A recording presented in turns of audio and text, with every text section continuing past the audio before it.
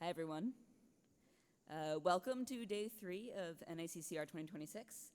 My name is Anna Weber. I'm the Diversity Officer on the SCBNA board. Thank you for joining us this morning. Before we get started with our third plenary session, I just have a few general announcements to make. As we've been saying all week, thank you so much to all of our sponsors for their generous support of NACCR. You'll see the listing of, there should be a listing of sponsors on the screen. There we are. Without them, we would not be able to do any of this work, any of the great things that you're seeing at the conference. Many of these sponsors are also exhibiting as well, and we encourage you to visit the exhibit hall throughout the day. Today is the final day that the exhibit hall will be open, so try to get in there before the end of the day. In the exhibit hall, you might also have noticed that we have an art auction going on, so please stop by and check that out today. Bidding for the artwork will be open until 4 p.m. Also, we encourage you to stop by the Chapters Oasis located next to registration on the second floor as well. And this is modeled after Nature for All's Youth Oasis. Our Chapters Oasis will feature a dedicated conference space for students and SCB and SCR chapters to come together, learn from one another, and hold gatherings throughout NACCR. So come learn about SCB and SCR chapters, how to create or join one, and the resources that are available for student-led projects in our region. Once again today, drinks will be available in the exhibit hall immediately after the plenary session so that you can refill on your way to breakout sessions. Additionally, lunch will be served again today in the foyer and in the exhibit hall as well. This afternoon, there will also be an afternoon break with food and beverages available in the exhibit hall from 3 to 4. And then immediately following the afternoon break, we will hold our Arts and Sciences workshop from 4 p.m. to 6 p.m. in this room. That session is produced by Creature Conserve, and it's sure to be a great session to help all of us unleash our creative spirits. Finally, this evening, we will have a networking session that's solely for our student and emerging professional attendees, and that's going to be right nearby at the 3rd Street Market Hall. So be sure to have your conference name badge with you if you're attending. That event is going to go from 6 to 9 p.m. Food will be provided, but attendees will be on their own to purchase whatever beverages of their choice. We hope that our students and emerging professionals will be able to join us for this low-key event focusing just on networking with each other. And now it's my pleasure to introduce today's plenary. The plenary this morning will be moderated by Senior Fellow with the Aldo Leopold Foundation and the Center for Humans and Nature, Kurt Miney. So please join me in welcoming Kurt to the podium.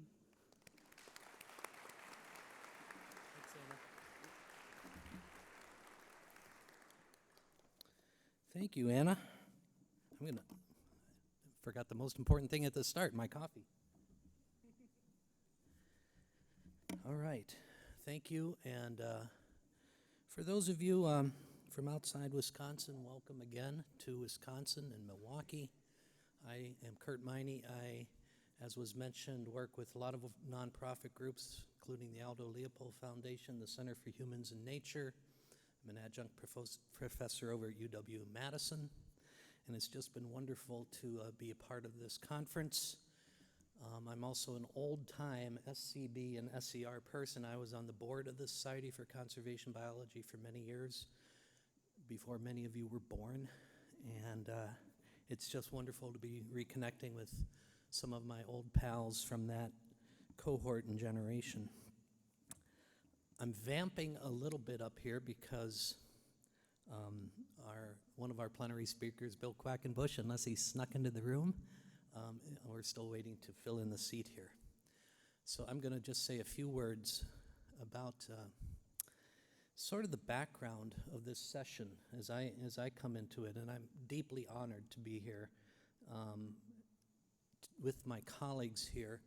I'm not a tribal member. I have, however, worked and had the opportunity to work with tribes all across the Upper Great Lakes and beyond, up into Canada, mostly and most consistently with the Ho-Chunk Nation here in what is now Wisconsin.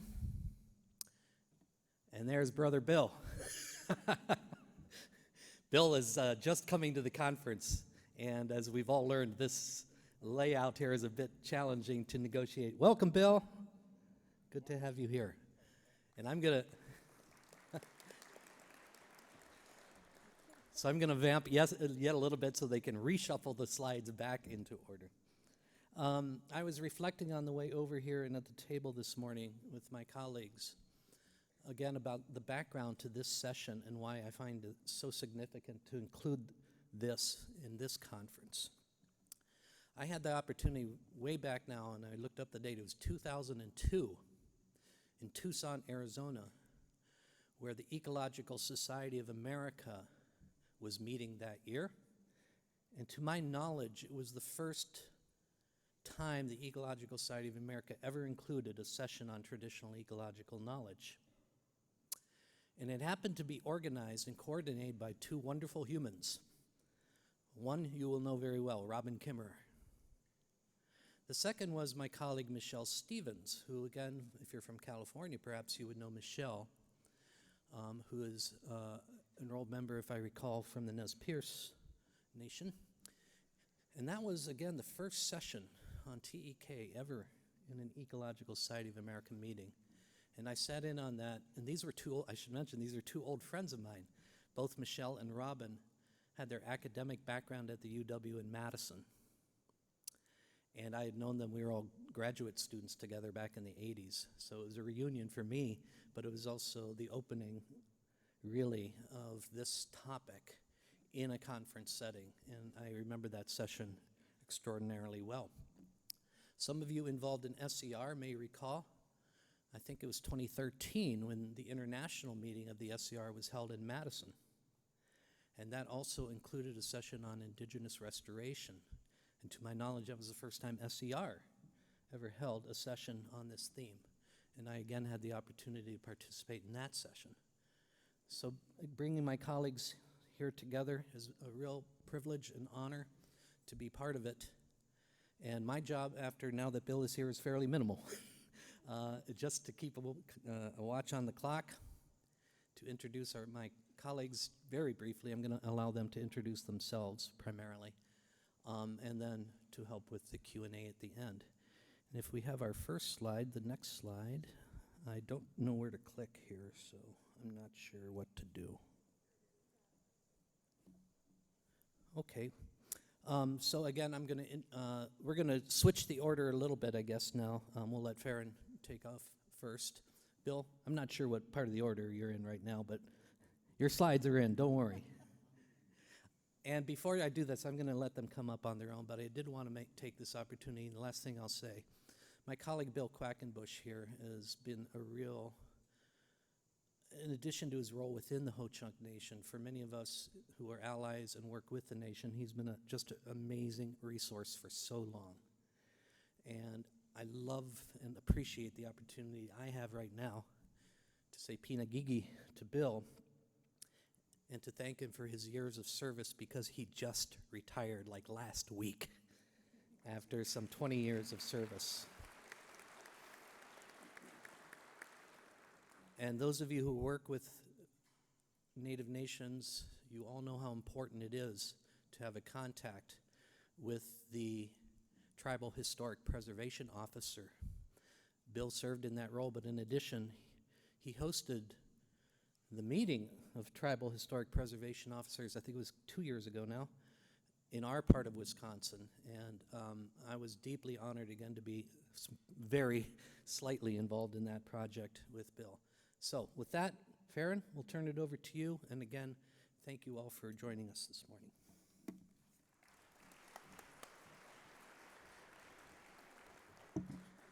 Buju and Denewe Magnaduk, Anin, Farron Davis, Anderson, and Dijnikaz, Mikanakwe, Jui, and Dunjaba, Sipasing, and Dunji. And what I said there was, hello, my relatives. My name is Farron Davis Anderson.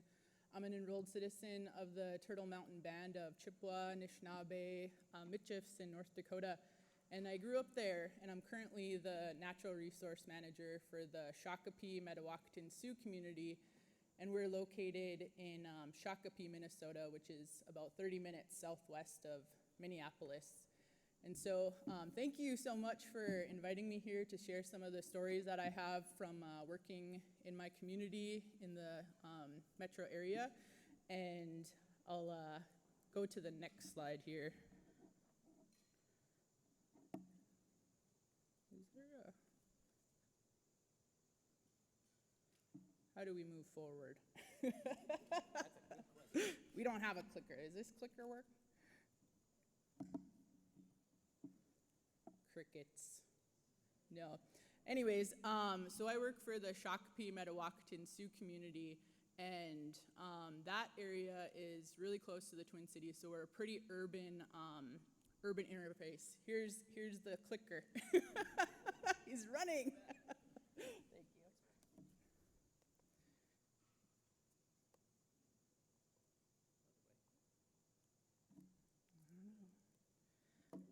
Okay. And so our tribe was federally recognized in the 1960s, so it's a fairly, new tribe compared to some of the other tribes in Minnesota. And they received that federal recognition in 1969, so within the last 60 years. And I always like to ask people if they know their tribal history in their states. Do you know about the treaties with your tribes? Do you know when those treaties were signed? And those are so important because tribes have, many treaty rights, and it's our responsibility to know those things. And so if you think about that, whatever state you're in, think about reaching out to those tribes or learning more about the history in your states about those tribal nations. It's really important to have that good understanding, that foundation.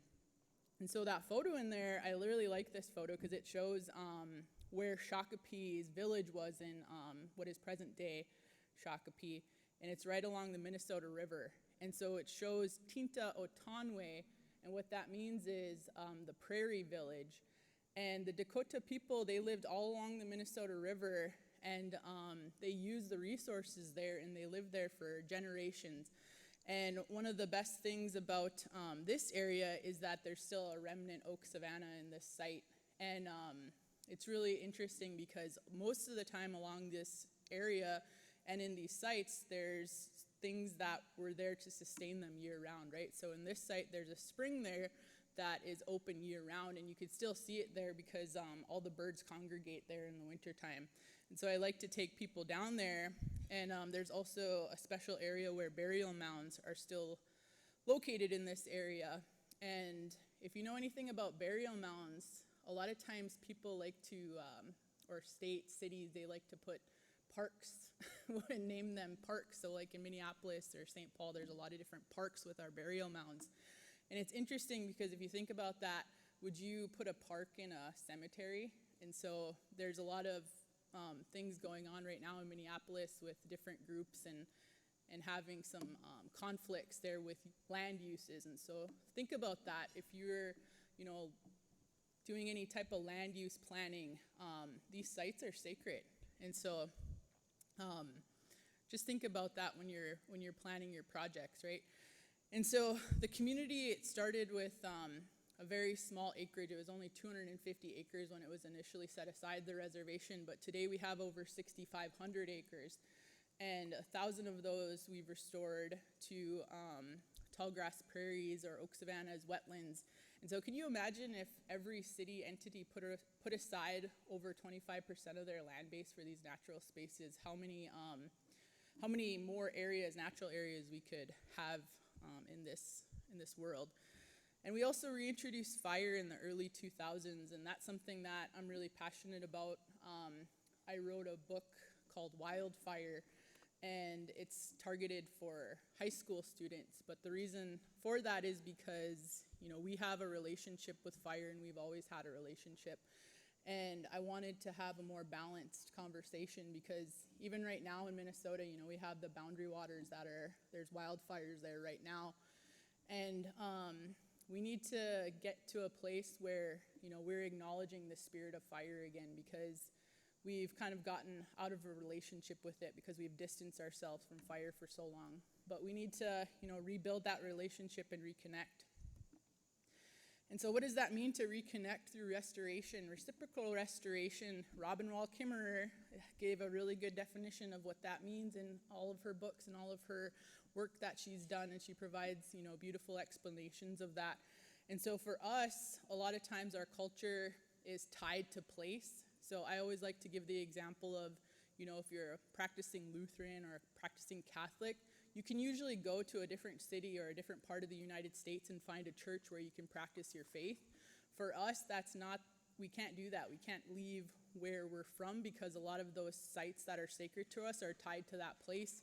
And so if we don't have these spaces to go to be able to practice our ceremonies, to practice our different harvesting and, you know, traditional practices, that's a loss of our culture. And so that's can be tied into ecological restoration, because when you're bringing back the Wamakashkan, the fellow living beings, that's a connection there that we have to that place. And so we're able to go harvest, we're able to go to these spaces and practice our different ceremonies. And so in the Dakota language, Wamakashkan, again, that means fellow living beings. And like Robin Wall Kimmerer has explained really well, we don't view certain things as, you know, inanimate objects. So like a good example of that for us is a rock. And so a lot of people don't think of that, you know, as having any significance other than it being an inanimate object, right? But for us, in our cultures, even Anishinaabe, Ojibwe people, we view rocks as our grandfathers because they have so many, they have so much knowledge held within them. And that's, what is that? That's the study of geology, right? And so we're able to bring that and use that type of knowledge into some of the work that we do. And another important thing is to involve your community when you're doing this type of work, because if you're not getting feedback from your community, why are they going to care about what you're doing? And so that's so important in some of the work that we do. And I have an example of that with our pate or tatanka, where other people, you probably heard that from maybe like Dancing with the Wolves. It's pretty common. And so we were gifted some bison from Sis and Wahpeton Oyate, which is a tribe in South Dakota. And they wanted to gift us 25 bison because Shakopee helped get back some land in South Dakota that is sacred to the Dakota people. And I remember when my administrator came to me and he said, hey, we have, can you figure out how to have 25 bison here? And I was like, what? Because we're in a really urban area. And so, you know when you get a gift and it's like a lot of work? That's what the bison were like, but they're so important on our landscape. And I don't think people realize, you know, their story like mirrors ours a lot, right? Because they were violently removed from the landscape by the federal government for a lot of different reasons.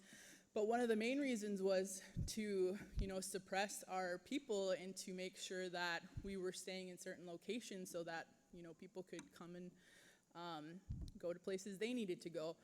But I think about not only how, you know, devastating that was for our people within the span of like 50 years. So can you imagine millions of bison on the landscape, right?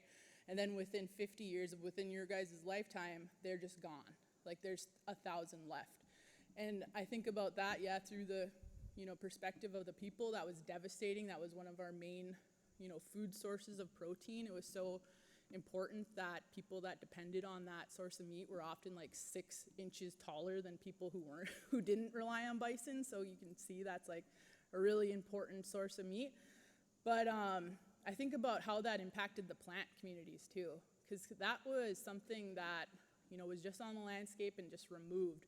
And so that relationship that they had with the plants was just gone too.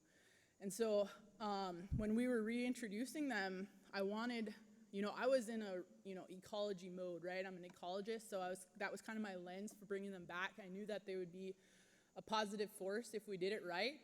But then COVID happened and we had to take a break. And then we shifted gears and we got the community involved and we created a pate work group.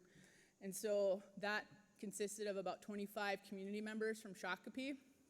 And the first meeting we had was in November of 21.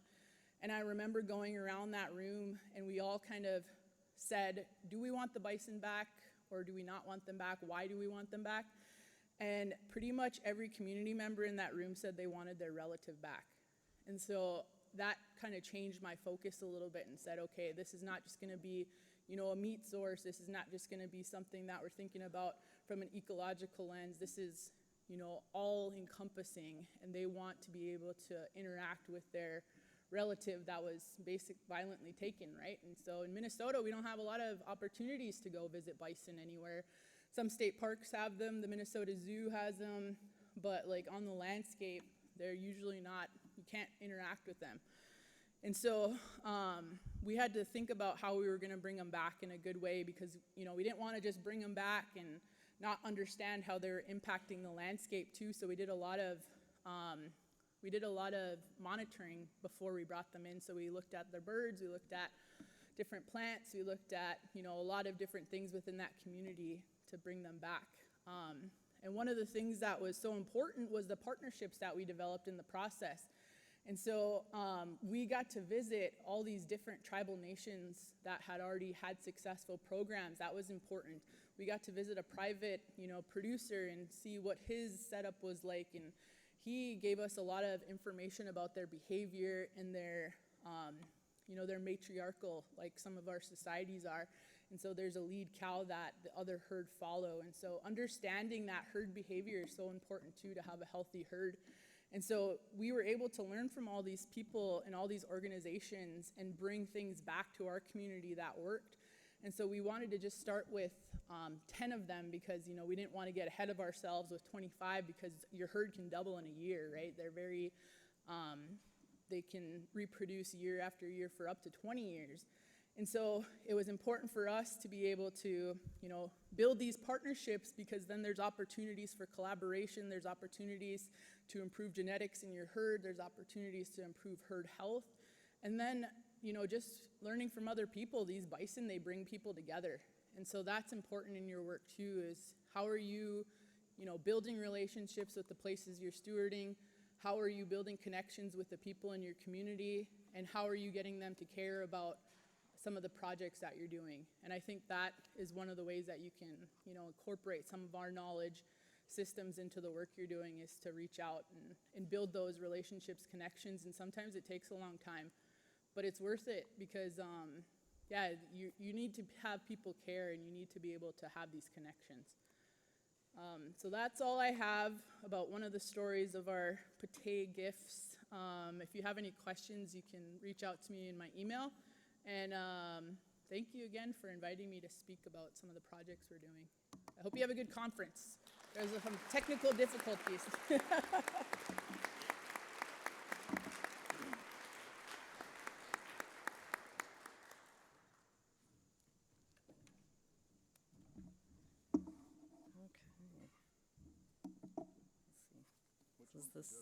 Is this the, Which one's the good one?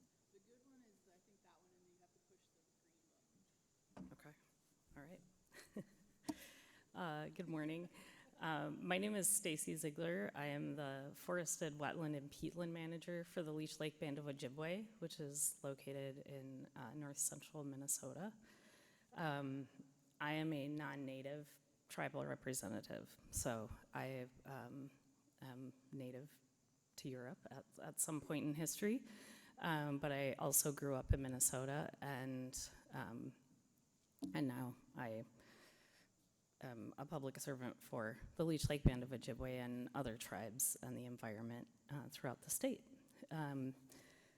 So today, my coworker Jim and I are going to be talking about how we kind of elevate and incorporate tribal values into the environmental work that we do.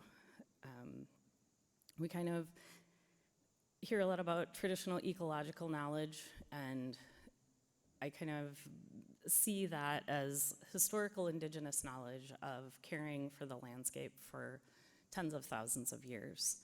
And then we also work in this modern world where there's a lot of contemporary institutional knowledge that can sometimes be referred to as traditional because it's customary in the modern era, but it's very different from the tradition of traditional ecological knowledge that's passed over time. But that is like state, federal, industry kind of work. And the things that Jim and I do are really a confluence of TEK, modern tribal values, and these contemporary systems, and trying to navigate through them, and keeping the values that the tribe holds dear and the practices that they participate in over time, and also moving things forward in the modern world, and helping to establish and kind of enforce a lot of the authorities that tribes do have. And Leech Lake has taken on a lot of authorities, like 401 authority and treatment as a state and different things as well. And so it kind of, you've maybe heard the phrase of two-eyed seeing from Albert Marshall, and that's really a lot of what I feel as, especially as a non-native person representing a tribe, always learning and understanding the traditional values and things as much as I can, and bridging the gap between that and these systems for the greatest benefit for the tribe. The Leech Lake Reservation is about 870,000 acres. It has a complex history, which I'm not going to go into too much, but we own less than 6% of the land. And we're about a third surface water, lakes and rivers, a third wetlands, which includes kind of most of the kinds of wetlands. We have peatlands, riparian wetlands, forested wetlands, just tons of marshes, all of it. And then a third is upland forest and developed communities. So my original position was as the wetland specialist for Leech Lake. So I covered all of the wetlands, and I've been fortunate to have a new position that is just solely focused on forested wetlands and peatlands, thanks to an IRA grant that we have to get some of the tribe's land into a tree carbon market. But another just added about the land of the reservation is 90% of the reservation is within the Chippewa National Forest, and 45% of the Chippewa National Forest is within the reservation. So we have a close and complicated relationship with the Forest Service, and Jim will go into a little bit more of that later. One thing, which a lot of you may know, that things as far as what the waters of the United States and how wetlands are related to that has changed a lot in the last few years. And so not just in terms of tribal authority, but overall there's, reduced political authority over wetlands and reduced wetland protections across the US. So when I started, it was just after the Sackett decision had been made, and at that time, most tribal environmental wetland programs are funded by the EPA. My position was funded by the EPA, and we lost that grant when grants were being pulled last year. So if it were not for this other grant that we just happened to time out nicely, I wouldn't have a job, and we haven't yet been able to secure a new wetland person. So a big part of my current job is finding other ways that we can fund our work that are more independent of state and federal granting, so that we're not at the whim of politics so much and have more steady income base. And so one of the ways that we're doing that is looking into a tree carbon market, which has fluctuations, but it's also independent and over a 40-year term. So rather than one grant, one project, it is seeding many, many opportunities for us. And so part of that as well, in my specific position, we have emerald ash borer right on our doorstep, probably within the reservation, but we haven't found it yet. And we have quite a few black ash swamps that are going to be affected. And we also have quite a few peatland resources. And right now there's a lot of money and attention going into restoring peatlands, especially in Minnesota, because we have the most in the contiguous US. And I'm part of a tribal peatland working group that's for all of the tribes of Minnesota, for us to kind of learn together in how to do peatland restorations and how to handle this money coming in and what are some good practices.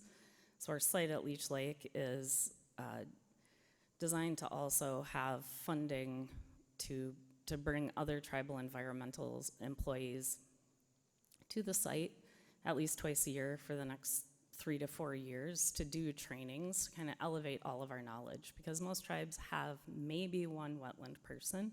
Some of them don't even have a wetland-specific person, and they're covering all the wetlands. So it's hard to learn everything all the time. And so I'm able to use my focus to help kind of elevate everyone else in the process. Yeah, so that was kind of, a way for the tribe to basically have some financial stability for work that we're already doing. A lot of our carbon-related work is additive in the common sense, but it's also the way that we try to do things all the time. And so this enables us to really focus on that even more. Another with our ownership complexity that we have and we get to navigate is with owning less than 6% of the reservation, a huge portion, the purple here, for those who can see it, and I apologize, my mapping may not be color sensitive, but the purple is school trust swamplands, which we have a lot of. Those are administered by the DNR, and that is where we can do our peatland work. So it's very complicated relationships that we have to have with different entities, having leasing and joint powers agreements and all kinds of input from other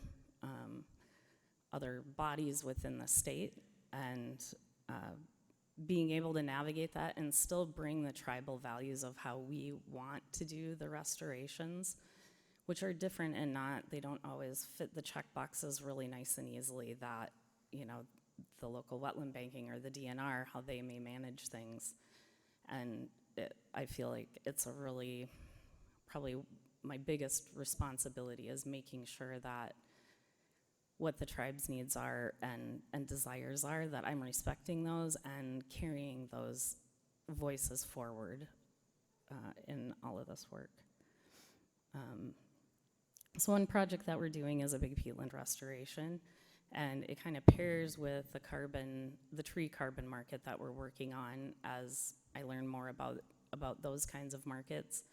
And the fact that we have emerald ash borer coming in and we're having to figure out how to manage that for the hydrology of the wetlands is that we're looking at a Joint Chiefs funding with the Forest Service to be able to pay loggers for doing specific cuttings of black ash, which currently has no timber market in our area because it's just a flooded market and it's not that valuable, so we can't get loggers to log it. So we're trying to get it paid to be logged and then potentially using those trees as fill material for this peatland site here that was attempted rice paddy site in a sedge fen where it could never successfully exist, but it was a great idea of a businessman back in the 70s, and they went for it, and now we're kind of trying to make it right, but there's a lot of subsidence, and so there isn't enough fill on the scene.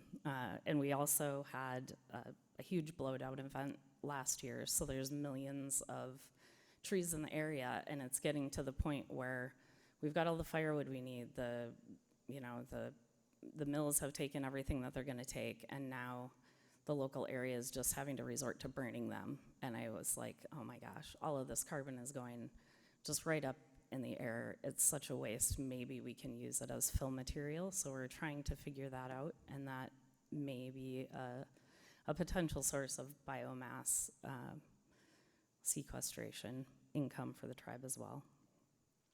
And another aspect that kind of relates to our wetlands and everything is we did a big culvert study throughout the reservation. It was part of understanding how our wetlands are connected to the waters of the United States. And so we surveyed throughout the reservation, which was a really good way to get to understand it intimately. And we also have several pipelines that run through the reservation. So we're constantly dealing with the disruption of the land, and many of them go through wetlands. So how they do the work and how they restore it, and going back again and again and sharing, building these partners with the Forest Service and the DNR and pipelines and contracting companies to share the viewpoint of how the land is so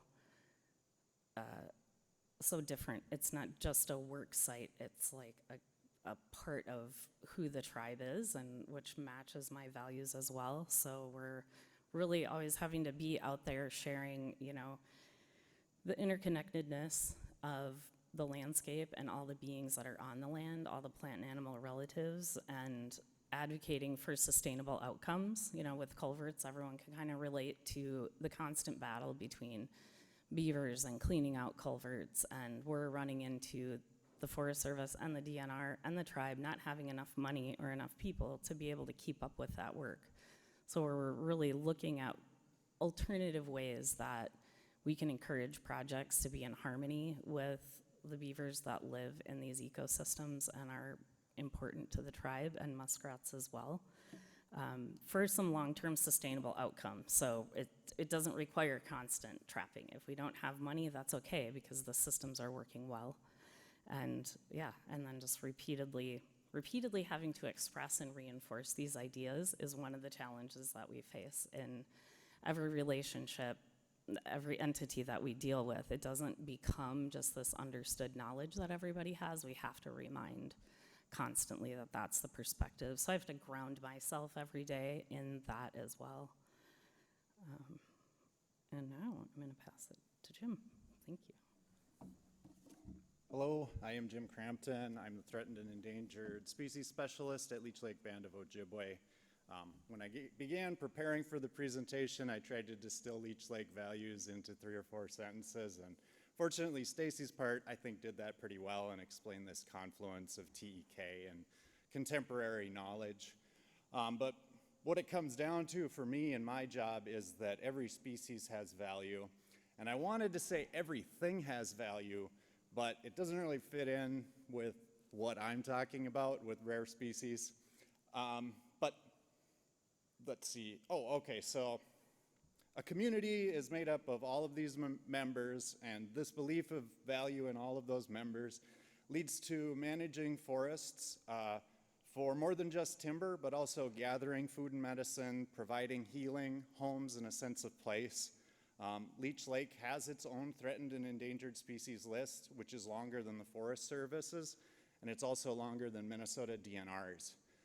We have a kind of close relationship with the Forest Service, and the Forest Service actually adopted our list, expanded their own, and so they survey for Leech Lake's threatened and endangered species.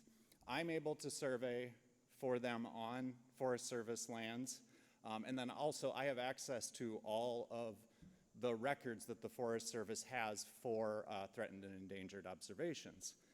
And this allows us to track species that are uncommon but not quite yet rare. So we have that quantitative data before the species becomes rare. Oh, wrong button. But this is one small success that did not come about organically. This is something that the tribe had to push for through public process. In 2016, Leech Lake expressed grievances about the way the Forest Service was managing lands within the reservation. And through a response letter that the chief of the Forest Service sent back, the response was a little bit vague, but the real outcomes came with cooperation after that.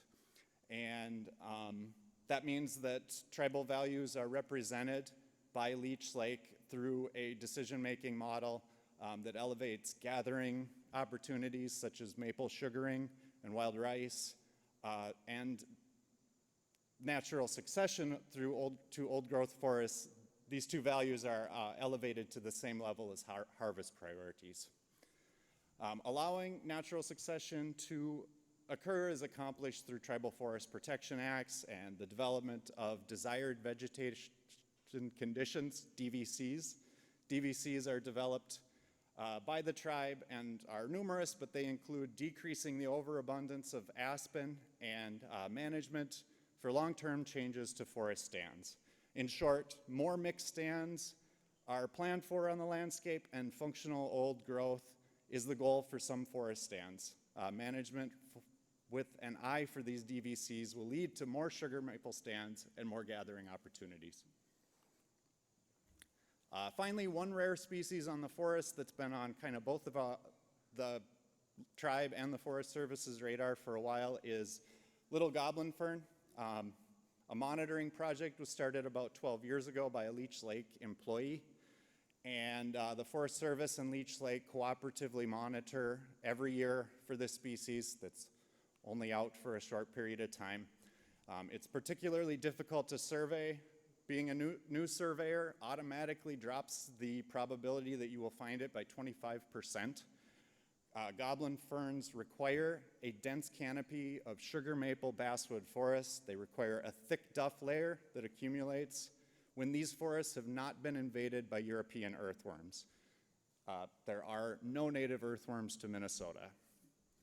Due to the difficulty in surveying and sensitivity to invasions, monitoring the species requires a great deal of careful cooperation, and the Forest Service has been navigating this tribal value quite well.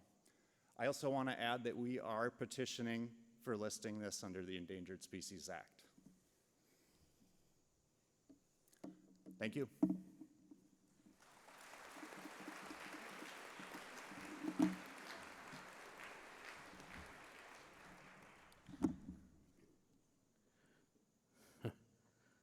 I'm also looking for the proper button to push here. The big green one, there we go. This was originally the title slide for the session. I just wanted to point this out. So in our mix-up, we had this. But it gives me another opportunity to say nice things about my colleague, Bill. And Bill, I'm going to let you introduce yourself.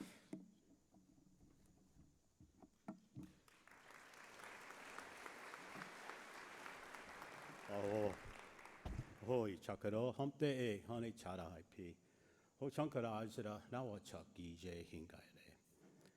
Basically, I said it was good morning and welcome. And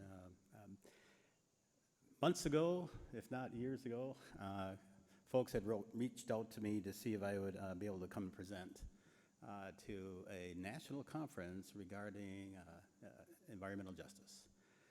At least that was my mindset. That said, in between accepting that with a fellow worker of mine, Randy Polmo, who probably presented yesterday or day before, he has worked for us. In fact, I sat on the hiring panel to bring Randy Polmo aboard. He was a biologist, wild biologist. He worked for, I think, the U.S. Fish and Wildlife at the time, out of La Crosse, Wisconsin. He began working for the nation back probably in 2000, 2001, something of that nature. That said, he was a great asset to us, and it was interesting to hear the several speakers that was here this morning, in that although whether or not you're an indigenous heritage or not, I think we all, I think generally have the same motives in mind in working in the field of environment. Included within that, most generally you'll also hear about Native nations talking about the integration or the webbing of environmental and cultural resources together. And we travel down much of the same avenues when we talk about, you know, the Ho-Chunk people and how connected we are to this region since our time immemorial. I'm not going to look at the board too much here because I've been doing this for quite a few years. And our history and our knowledge of our ancestral territories has not changed within my lifetime. So when we talk about our connection to this area, Deishishik, you'll hear about that at times when we speak about this very area you're sitting in today. You'll see on the map over here, it's probably pretty grainy. There's Gushke Chanuk over here, Skunk Trails or Kunk Village, where many tribes have come through the years, and they meant none other than the Ho-Chunk people, you know, in this area here to request for safe passage through and or temporary stay and or other reasons. And they call it a place of council. That's the Chicago area, right? You get up to Deishishik up there, and that's exactly where you're sitting today, right here. And we refer to it as Milwaukee. Now, Deishishik basically means in our language the bad waters. And there's reasons, stories, and connections of that, what you refer to as Lake Michigan, because of that, because our history entails many stories, one of them being something that we refer to that lake, that is one of the most ancient bodies of water that we refer to, you know, in Ho-Chunk language. When I, you know, introduce myself to you, this morning. I said, my name is Knocks Down Fence in Ho Chunk. Not too many people in this room probably would refer to that, but that's what it means. And when I was gifted that name from my choka, my grandfather, it means several things. And it's not so much the name itself, but it's the devil's in the details, they say, right? The stories that come with it. And it's no different than indigenous languages. You'll hear a very descriptive, process when we talk in our languages. They talk about Nichate, the big river over there, and Ho Chunk over there. When you close your eyes, no matter where you're at, you can picture the Mississippi, right? You talk about our ancestral footprint, Mogashooch up there, the Red Banks up there. Very descriptive. You close your eyes, and in our Ho Chunk language, you know where you're at. And our lands here that we still hold connection to, for many tens of thousands of years is interesting, because when we wrap all of that together, and you talk about environmental justice, and you talk about something that we have, in effect, been watching our Mother Earth do for tens of thousands of years. We don't try to change her. We allow her to do what she does, and we try to support her, our Mother the Earth. She's a living, breathing thing, just like you and I out here. And the more important thing about that is that when we talk about in our history in this area here, we've seen a lot of change, and we've adapted to that as humans. If we hadn't adapted as humans for the tens of thousands of years, we'd have ceased to exist alongside those other animals that are no longer here, and those plants that are no longer here. Since the last several glacier episodes, we talk about our people, right? And how we've transformed and changed, and here, or else we would have ceased to exist as long aside those other animals that you see, set in stone. Those animals that no longer walk the face of this earth, those mastodons and sloths and short-faced bear.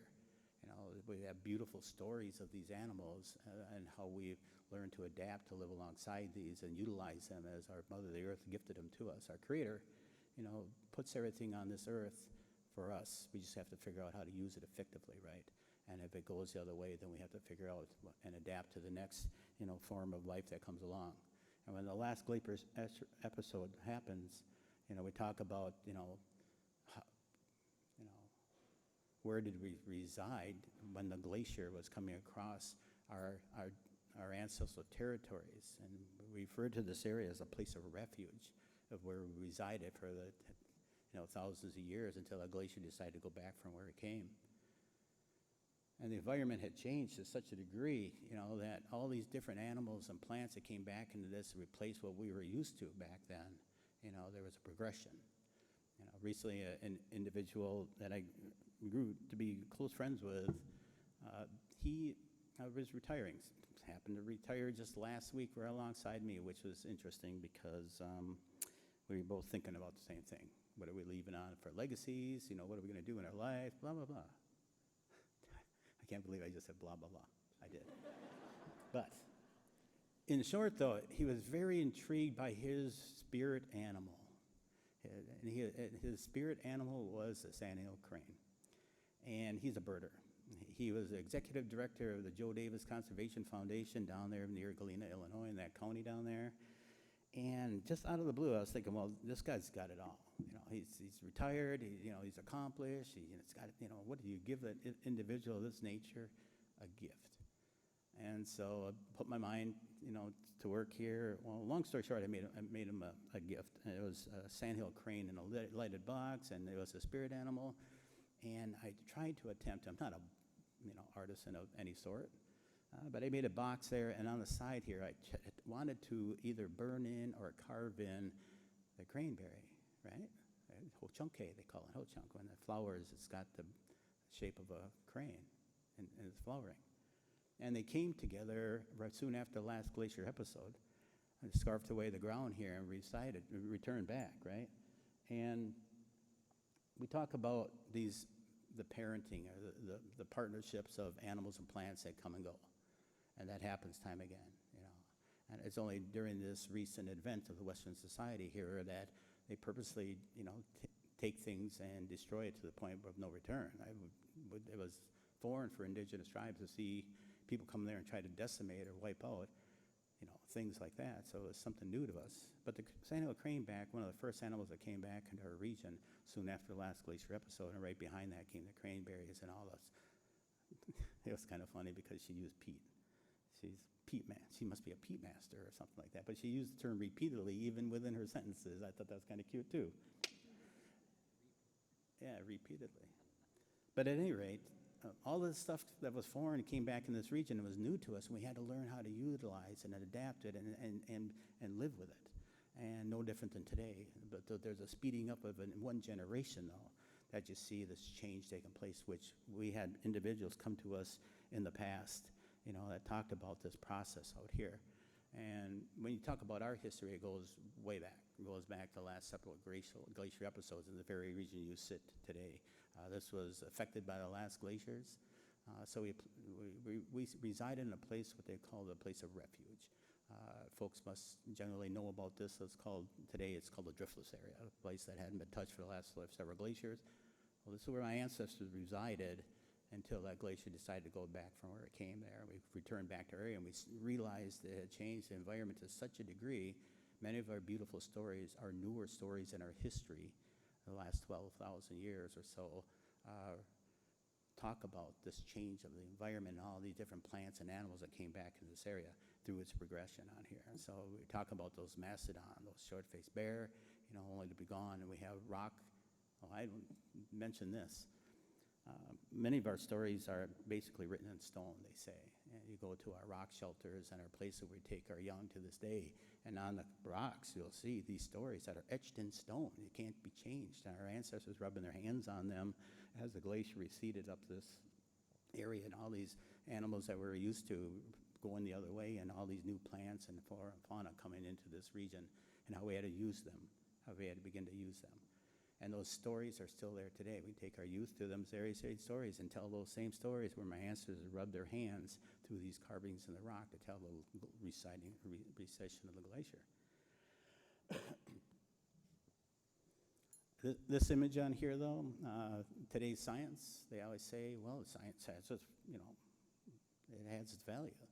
And I wholeheartedly agree, And at one point, we had an elder that was talking about this place of refuge and how the glacier come down here and how NACCR, the big Mississippi River, I told you that name, right?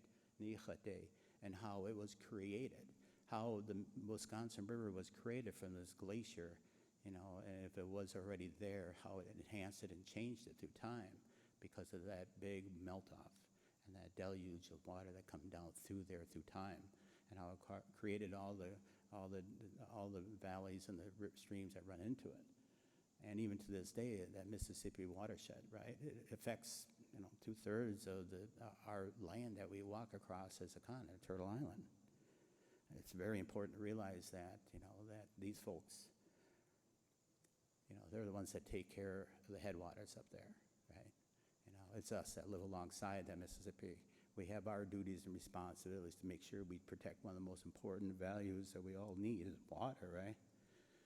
So those hierarchies of life that we talk about through time, and I look at this image down here of how archaeologists and anthropologists, do we have any of those in here? Oh, come on, I gotta have a couple of anthropologists out there. Archaeologists for sure, because they love to study us. They love to study our stone tools through time. The Paleo Point that you see my little chubby fingers holding up there, that's 12,000 years old of stonework out there. It's still as sharp as today as it was the day it was made 12,000 years ago, right? And it comes from a place called Hickston, Wisconsin, Silver Mound. And that stone tool was much revered all the way up and down the Mississippi watershed. And at one time you could find this stone down there. We have went either up or down that river and exchanged that valuable piece of material for something that we felt was valuable to bring back to our people and our ancestor footprint. And I didn't explain to you, our footprint too well, but I can. Right there, on the left side there, where the glaciers come down through there from Green Bay, Wisconsin. Yes, I know that's God country. That's where Green Bay Packers are from, by the way, folks. Yeah. All the way up to Nichete or the Mississippi, all the way down to where Illinois confluences into the Mississippi, backed up to Gushkechanuk, right? That's where Chicago is. We talk about, the process right there. That, they say at one time you could walk anywhere in that area there and you'd run into no other people than the Ho-Chunk people. And that is a fact. And the Oto, Missouri, and Iowa, and Winnebago tribe is, as of recent, these are people that were directly related to us, but they decided to move on because it became a crowded place at certain times through our history. And they live where they are today. Some are forced to where they're at, some elected to move where they're at. We have beautiful stories of those migrations of those people from our ancestral footprint. We're the only people that can talk about this definitively. We have been here since the last several glacier episodes, and we remember all the nations that have come and gone through time across our ancestral footprint. This process right here, though, this glacier episode, we talk about how we had to utilize, our land around us to great effect. And you always hear this story, right? Indigenous tribes, they just use fire to great effect and they burn up prairies, millions of acres annually out there. It just isn't the case. And Mother Nature does that, right? Our Mother, or the earth, takes care of her in a way. We assist her. And we burn little areas, of course, to enhance it for our own use. So there for blueberry patches, cranberry bogs, or whatever it is. Our villages of old, we'd burn that off in the spring there on those higher knolls in there because that's where all those mosquitoes enjoyed being too. So you have to burn off your villages in the spring, put your lodges back in there, and life was good. But we never utilized fires towards millions of acres. That's just, you can't do it. So there's a lot of stereotypical process out there. I think I've heard the term dances of wolves already. That's kind of cool, all right? But there's even, truth in that process out there too. Those burial systems, those burial mounds you talk about, you always hear these movies where people are riding through, and then all of a sudden they come to these posts, and there's feathers and the skulls, and there are people, bones hanging on the thing, and you just got to avoid that at all costs. Well, there's a reason for that. Those are sacred sites. They talk about that. One form of sacred site is the protection of our ancestors as they journey into their next, journeys to life. So we try to protect that and not disrupt that. And it's this Western society that decided to do, otherwise. They disturb them. They'll tear up a burial mound out there, right there, to put in, a pool or a parking lot for Walmart. And you can see how dated I am in talking about, because Walmart's probably not making too many parking lots anymore neither, but they are. So, but anyway, talk about us. Here's a whole chunk. Our governance. He talked about '69. They formed a government over here. 1962. There's people in this room that was alive in '62 when we had to form a nation's government to recognize in Washington as a sovereign nation in order to take advantage of some of the benefits that were given to us people that had been trodden upon, right? They put us on reservations and moved us to no lifts in 4 different areas throughout the U.S. If you take a look at this on here, that little square brown area in Wisconsin, that's the first treaty that you folks signed with us, in Prairie du Chien. They reduced our land mass from Green Bay all the way over there because it was restricted, but if you stay on your line, on your side, we'll stay on ours. And then they reduced it till the first removals began. So land cessions or land takings, if you want to refer to that, took place in the 1800s, and then the removals began for the Ho-Chunk people. And I'm not trying to do a doom and gloom moment here, but they moved us to Turkey River, Iowa. All great, because you know what we brought up that Mississippi River? Agriculture. With raised garden bed technology, we learned to take what Mother Earth gave us and enhance it to the degree we could take some of these crops that people from other parts of the world were already enhancing and bring them up in our area. But it took a little thing called the raised garden bed technology, right, in order to enhance it to grow better into our region. And there was what they call Machpi, they call it the Good Earth, a line there by the Baraboo, where this guy lives down there, south of the Baraboo Ridge down there, the Blue Mountains, right? Kukuch, they call it there, where we go to spear some fish down there. And that area there, you could grow anything down there. We always refer to it, lovingly, of course, and banana belt. You can grow anything down there, right? You just got to have a raised garden bed technology. But then north of that, it was a little more difficult to bring the corn up in that area, but we did it. We succeeded in doing that, bringing corn into most of our region up there, and all the neighbors around us loved us. Those people that followed the rice from the east, the Menominee, Ojibwe, they loved trading at a great expense their rice. in buckets or canoes full, for our corn because they couldn't grow a stick of corn up there. They tried repeatedly and they couldn't do it. It's just too far north. Today you can grow corn in Alaska, so, right? But at that time in the 1800s, we became accomplished agriculturalists right alongside and enhanced us. These folks that were 6 inches taller than us because they're chewing a bison, well, we shot past that because we were in corn. No, I'm kidding at that. I'd be 8 foot tall if that was the case. Anyway, but that said, the reservation process stopped that process. They say manifest destiny is alive and well and still is to this day. Back there in the 1800s, it was prominent, where this battle between the French in the 1600s and the British in the 1700s is your history, right? 1800s, early Americans arrived over here, and after that dust settled, the only thing left that was on this side of Mississippi were those indigenous tribes that were getting in the way of manifest destiny. So they sought to move us, and they did. They moved the whole chunk nation no less than 4 different places. We went down here to Turkey River, Iowa. Then they forced us all the way up to Long Prairie, Minnesota. I am sorry about you guys up there. You can't grow a stick of corn up there to this day. That's good eating. Anyway, and they couldn't do anything, so we kept on coming down with dugout canoes back to Wisconsin, hiding in those aliens. Oh, then they moved us to Blue Earth. Was kind of happy about there, but we were divided by a tribe in two. Little Prairie, they call them Little John, Little Priest, and then the Winnesheks, and we separated, and they moved us, finally, our last reserve, all the way out to Crow Creek, South Dakota. You couldn't grow a stick of corn out there either. So we came back with dugout canoes one more time down the Missouri River, up the Mississippi, and hid out as refugees or aliens in our area. That's just a brief history. That was our Trail of Tears. We lost close to 2,000 individuals on that Trail of Tears for the whole chunk alone. And so when you guys have your projects out there and you're working on shoreline restoration, or the Corps of Engineers drawing down these vast areas either on Missouri or the Mississippi, I, as a former tribal member and still a tribal employee and still a tribal member, I'm very interested in your project because there's inadvertent discoveries that take place on a regular basis. And I want to know, if I can get my ancestors back from you folks so I can put them back in the ground where you dug them up. So, and that's just a small process of what preservation officers do. But back to the environment, we had to create a government in '62, and then we had to change our name because when we were signing treaties back then, we weren't signing it. You guys were with X's for us on there, and you were referring to us as the Winnebago people. That's a Sac and Fox name for the Ho-Chunk people. It means stinky waters, believe it or not. French called us the Ponts, the stinkards. What they're referring to is this very area, shoreline, you're living next to it today, the next couple of days here, Day-Shik and Lake Winnebago. There was such a high abundance of, die-off in the spring. And our fishes around our area, when we'd harvest them, the shell and the fish up there, our villages smelt in the spring. It's just the way it is, And they just refer to us as stinkers. Long story short, that center down there, that's our 12-clan system. That is what has gotten us through tens of thousands of years of governance within our nation. And we utilize it to this day. We will be using that for hopefully tens of thousands of years in the future. We have folks that are direct relatives in the area place I mentioned, all those other tribes, including Winnebago tribe. We've had to just divide and conquer because this is how we have to get from point A to point B in today's society. That governance on the bottom, though, does it all, right?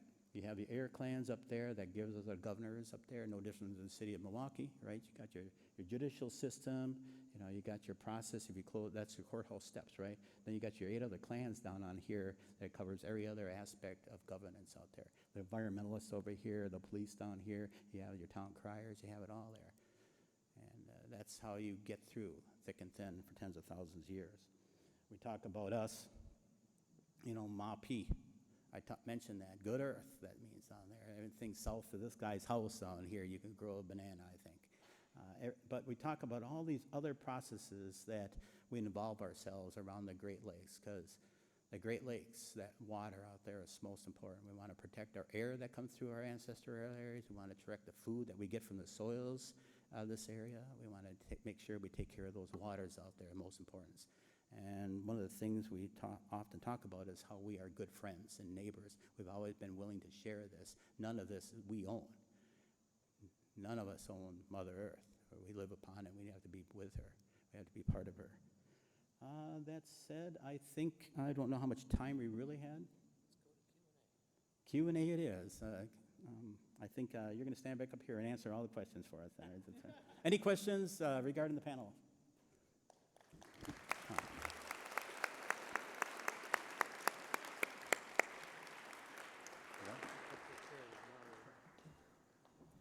Okay, while our colleagues pass out those microphones and turn them on, I'll wait for a sec, but there's a button at the bottom that you can figure out.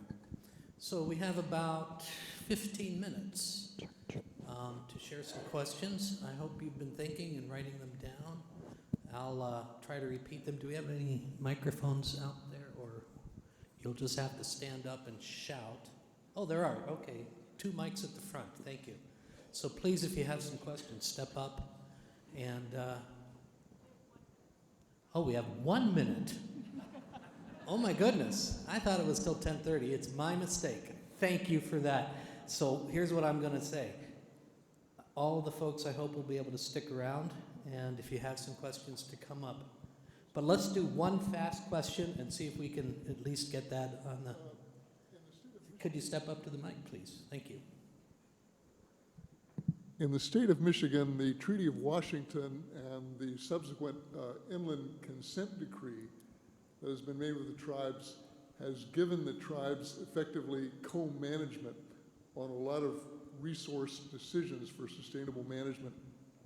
Do the Ho-Chunk or other Wisconsin tribes have similar legal connections with any of the treaties that they have with the federal or state government? Yeah. So several tribes to the north of Highway 29 took the time to create within their treaties there the ability to negotiate and or take advantage of their footprint up there for the harvesting of animals, for example, or the gathering of plants. And unfortunately, the Ho-Chunk south of this, we are very against the treaty process, and therefore we don't actually have reservation status. Even to this day, we've always fought against that process, even though we were stuck on the reservations, four of them no less, and we continue to come back in this area.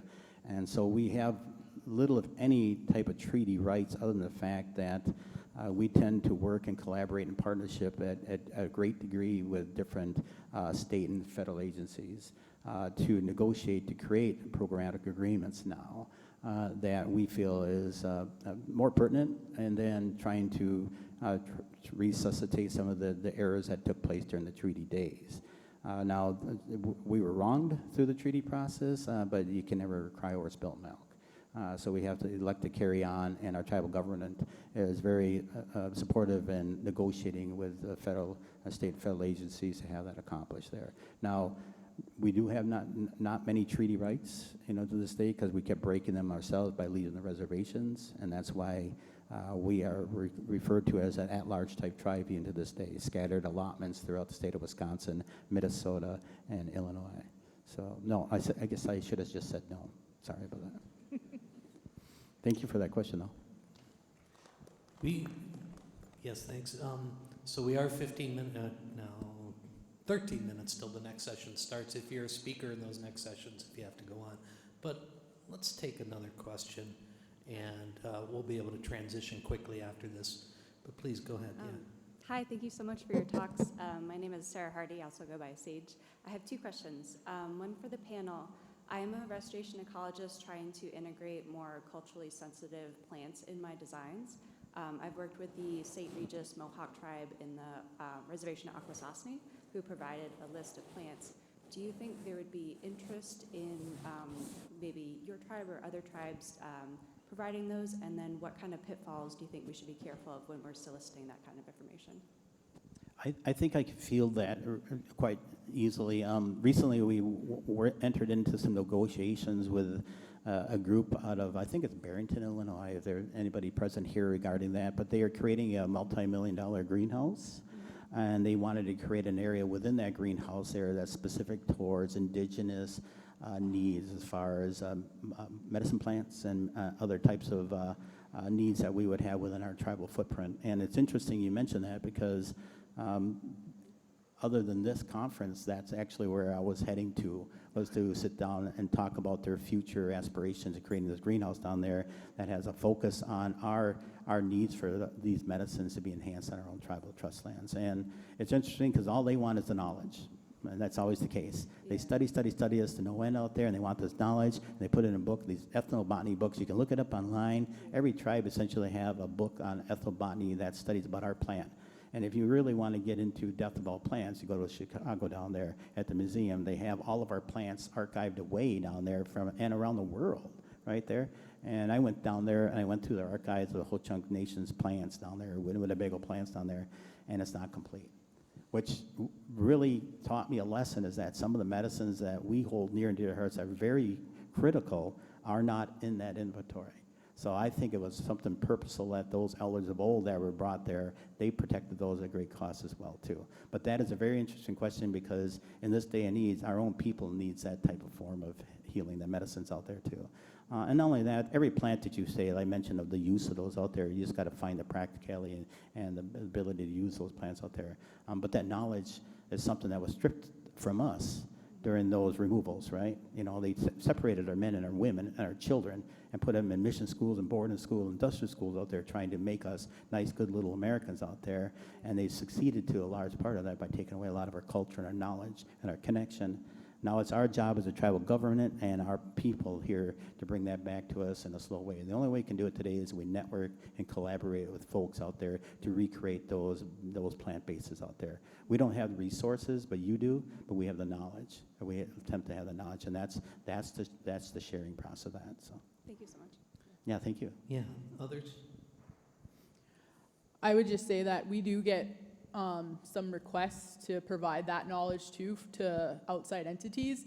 And I think you have to be really sensitive about how you're approaching that conversation, and you have to be really upfront about like what your intentions are. But another thing too is that you have to think about it from a tribal perspective in that that's unpaid labor that you're asking for. And so we only have so many resources, and there are people within our communities that have that knowledge that you could reach out to and build those relationships with, and maybe even provide some type of, compensation for that knowledge, because again, that's a knowledge exchange, and sometimes it's not appropriate to have compensation, but other times, you're asking, sometimes they're asking a lot, and sometimes, like he said, there's resources available that you can utilize too. Thank you so much. That's super helpful.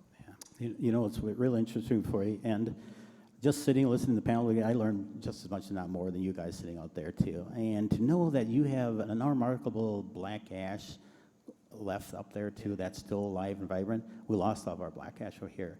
A black ash is one of our more industrious type of plants that we still look to make black ash baskets. And that is what established our tribal government in the 60s there. Our women went out there, harvested black ash and made baskets and sold them on the highways down here and the byways down here, black ash basket skins, how to say 3 times in a row. But what the key to that is that they're the ones that created enough money in order for us to get us to Washington to establish our government.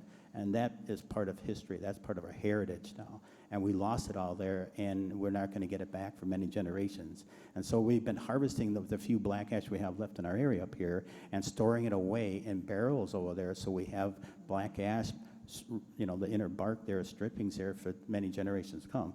But we're waiting for the day where we can start replanting black ash, which is, I'm finding out, it's a 2-year process. I had no clue about that process. So it's interesting that you guys have black ash, so I might come knocking on your door here sometime soon. So. Do you want a last word from Leach? We're saving some as well. Yeah, we have a lot of activities now trying to teach more people about how to do it and collecting, collecting slats and we're really ramping that process up because within about 15 years they'll be gone here, but you're always welcome, so reach out. I know we have to transition. I want to say my last word, and this is what I've learned, it underlines Farron's point, and working with Bill and his colleagues over the years. If you're just beginning to work with tribal communities, it's all about relationships, and it's all about the long term, not the immediate ask or need even. It's about creating the relationships that will endure beyond just the issue of the day or the need of the day. So that's my last contribution. But thank you all for staying a little late and sticking with the session. And please join me in thanking our panelists.